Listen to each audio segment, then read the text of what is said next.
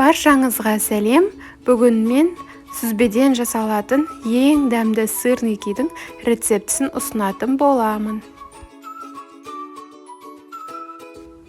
Ол үшін бізге творог қажет болады.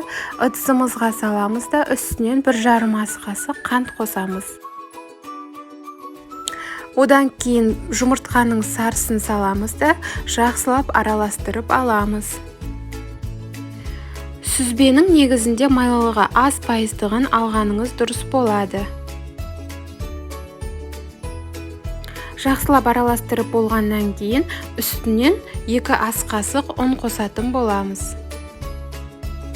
Егерде сіздің сүзбеңіз сулы болып тұратын болса, онда оны марлеге сүзіп алғаныңыз дұрыс. Массамызды жақсылап араластырып болғаннан кейін осылай домалақтап шығатын боламыз.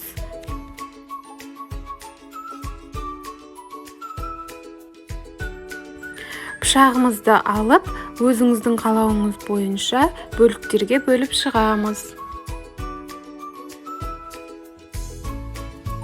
Ұнды алып, осылай астына сеуіп аламыз да, бір-бірлеп сырникилерімізді алып, домалақтап, әдемі формаға келтіріп шығатын боламыз.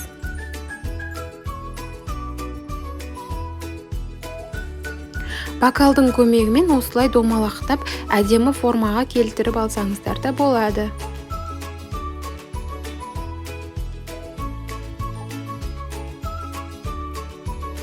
Міне осылай біздің сырникилеріміз дайын болды. Сковородкамызды жақсылап қыздырып, сливочный масломен осылай екі бетінде қызартып, қуырып алатын боламыз. Міне осылайша бізде сырникиіміз дайын болады. Егерде менің видеом ұнаған болса, каналыма жазылып, лайк басып, комментария қалдырып кетіңіз. Ас болсын!